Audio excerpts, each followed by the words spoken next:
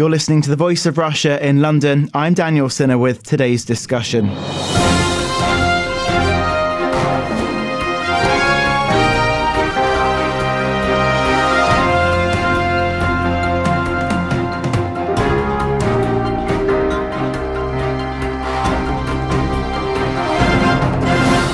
The Norwegian right-wing extremist Anders Behring Breivik, who killed 77 people in his bombing and shooting campaign, says he was defending Norway from multiculturalism. Breivik has told the court the people he targeted at a political summer camp on Utøya Island, run by Norway's Labour Party, were brainwashed and actively upheld multicultural values. But strip away his extremism and narcissism, echoes of what he has to say can be found in conservative political thought. He stated that he feared Norwegians would become a minority in their own country, and it's a fear we've seen in British media and at the heart of the French presidential election.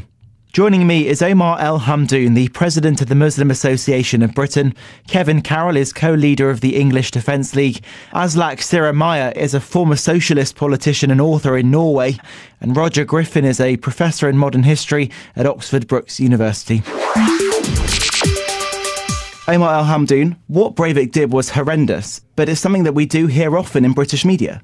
Well, I don't know if you can compare the two exactly. I mean, what Breivik did was horrendous. First of all, can I start by sharing our sympathies and condolences to the victims and the families who have suffered, and they're in fact repeating their suffering by having to go through the trial again. So our thoughts are with them. What Breivik did was obviously the fruit of far-right extremism, and it's tragic that it has reached such a stage.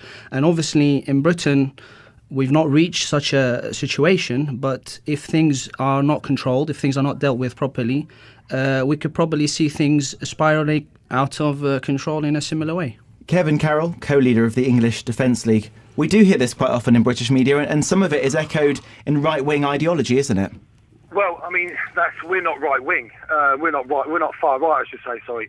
And as the gentleman said before, not only could you see this sort of thing spiralling out of out of hand, it has. I mean, we have 7/7.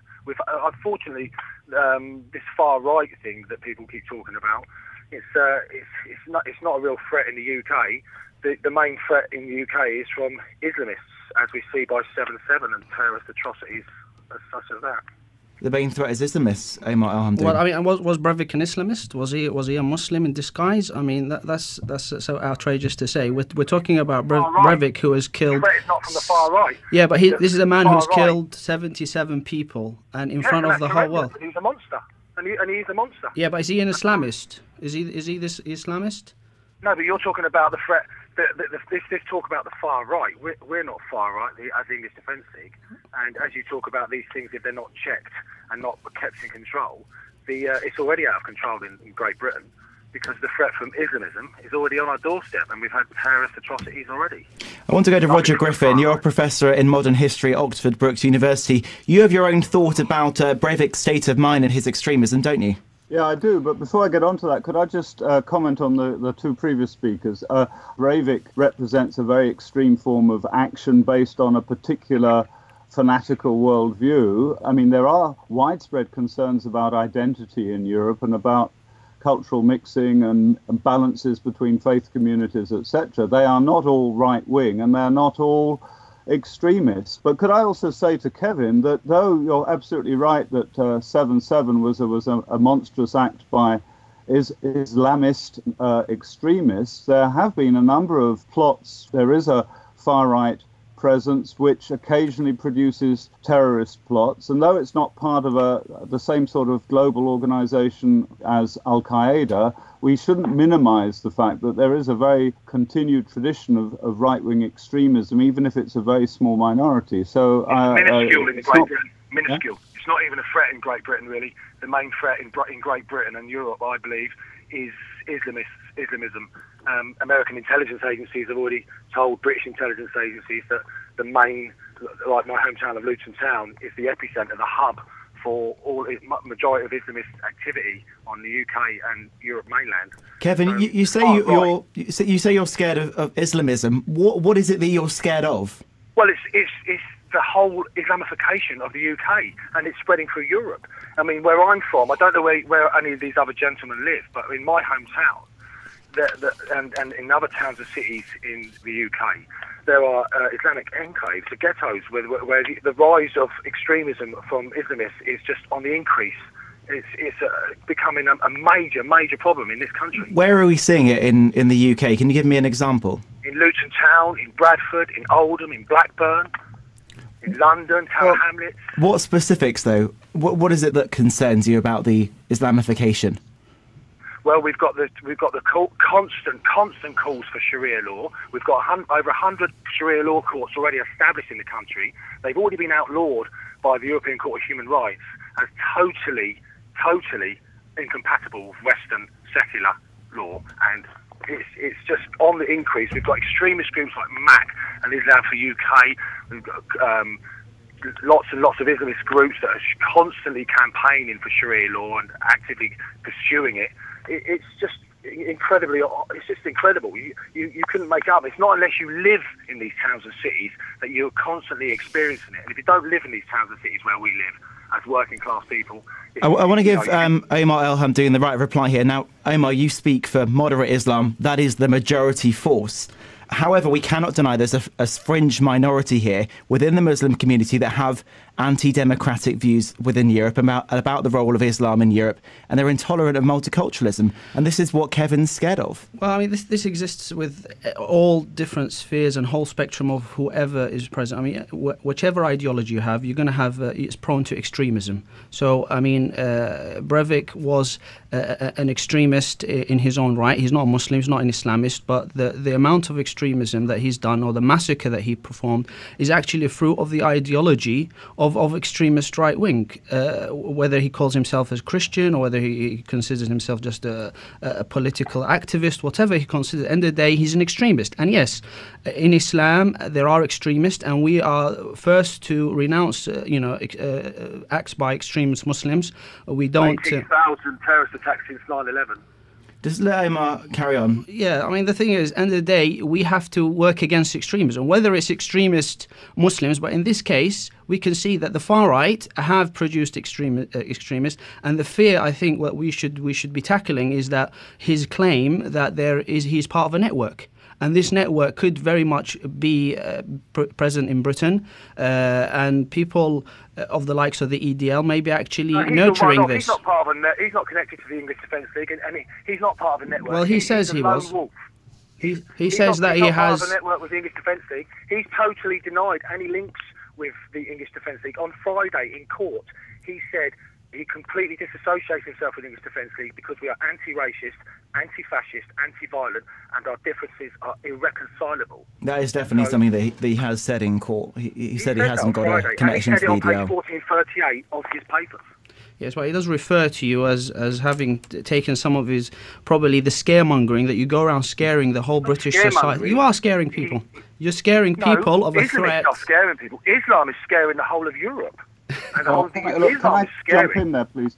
This is where I think distinctions are important. There's a very, very grave danger that we slip from Islam into Islamism. They are different things. Now, there is a rise of Islamic presence in Europe. That is not to be denied. And that has brought about major changes to the makeup of British society and to British culture. There is also an extremist form of Islam, which is Islamism, which does not tolerate and does not want to tolerate the host culture because it regards it as infidel, as not compatible with Islam. Now, there's a very small minority of Muslims who actually believe that. The call for Sharia law is a very interesting case. Just let Roger finish his point. The people who uphold Sharia law aren't necessarily Islamist terrorists, and we've just got to make distinctions between various things which can very easily lead to a whole load of muddy categories being chucked together here. You cannot run a 7th century dogma like Sharia law. You can't run parallel and expect it to operate in a 21st century Europe. No, you can't. Let's go to Aslak Siromaya. You're a former socialist politician and author. From the Norwegian perspective, is Islam seen as a threat to Europe? No, it's not seen as a threat to Europe of, I guess, 99% of Norwegians, and it is not such a threat to Europe nor to Norwegian society. But this political paranoia that Mr. Carroll of the English Defence League he demonstrates... It's not paranoia, my friend. It's reality. The reality. Kevin, let Aslak speak first, and then you can reply afterwards. Aslak, continue. This political paranoia is unfortunately not something that exists only in the head of Anders Behring Breivik. When you listen to what he said in his political explanations in court, 90% of what he was saying was recognizable for Norwegian public debate, and recognizable for English, French, or other European public debates, and recognizable for organizations like English Defence League. He has stated several times that English Defence League is one of his major inspirations. He even tried to form a sister organization of English Defence League in Norway. That doesn't make English Defence League responsible for his acts, of course, but the political alliance, the political relationship between organizations like English Defence League and Behring Breivik is unfortunately very clear. And we have somehow lured ourselves in Europe to believe that terrorism is only something Muslims can do. And this right-wing extremism we have seen now must be faced politically in actually addressing the paranoia that creates it. And I think then we have to start with addressing these things that English Defence Leagues are saying. Is it so that Islam is threatening Europe? No, it is not so, and there's no evidence for this. A reminder that you're listening to The Voice of Russia in London. I'm Daniel Sinner. Joining me is Omar El Hamdoun, the president of the Muslim Association of Britain. Kevin Carroll is co-leader of the English Defence League. Aslak Siremaya is a former socialist politician and author in Norway. And Roger Griffin is a professor in modern history at Oxford Brookes University. Kevin Carroll, co-leader of the English Defence League. Now, we're saying we can't tarnish the whole Muslim community. But from your perspective, is that what's happening with Breivik? We're trying to tarnish all right-wing people with moderate views of immigration, from your perspective, with the same brush, and saying that these types of views are responsible for his actions. Anders Breivik was a lone wolf. There hasn't been anybody else like Breivik. He was a lone wolf. That's a one-off. He was a monster. But if you want to compare Breivik to the terrorist atrocities committed by Muslims, terrorists, Islamists across the world, he is minuscule. He's nothing compared to the attacks and the violence. I mean, 18,000 terrorist attacks since 9/11. I mean, we're not talking about the right thing here. We should be talking about the Islamic terrorists who are anti-Christian, anti-Semitic. You know, they're actually doing it as we speak. You know, there's a constant pressure from Islamists all over the world. They're not but we should also, Kevin, surely, shouldn't we also be giving you the chance to distinguish between those extremists who are abhorrent and are a danger to democracy, and the vast majority of Muslims living in Europe who are not a danger to democracy and are very good citizens and contributing to democracy? And what I'm worried about is that when the EDL stages a protest against the Islamization of Europe or England, it calls out of the woodwork a lot of Muslim extremists, which actually then polarizes and demonstrates this idea of a clash of civilizations, and it's a very dangerous way of doing politics. Because of Islamists. We didn't just wake up one day and decide to become English Defence League and go up against militant Islam. We were formed because of Islamic extremism. We are a symptom. We are not the problem. The symptom is a response to an action by Islamists in our country, and they are actively campaigning to impose Sharia law. I mean, Anders Breivik was a monster. That's plain and simple. That's a fact, right? But he was a one-off. But if you want to talk about extremism, the same as yours. You might find moderate Muslims, but there's no moderate Islam. Islam wants to dominate. Sure, Aslak, you wanted to say something. Moderate Islam in Omar. This is just not true that all Muslims want to dominate. This is just. I didn't say all Muslims want to dominate. I said Islam wants to dominate. I said you may find moderate Muslims, but there is no moderate Islam.